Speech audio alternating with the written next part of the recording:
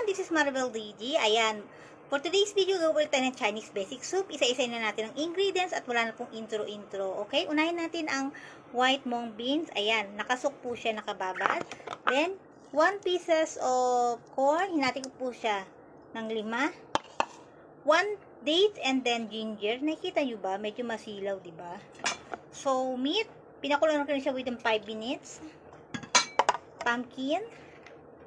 And then, red mung beans. Ayan, nakababad po siya. Ayan, nakita nyo ba? Ayan.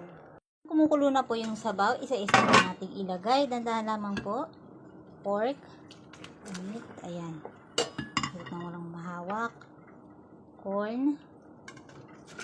Okay. White beans. Red mung bean. Dandahan. 1 date and ginger. Not but not the least ang pumpkin. Dandahan lamang po.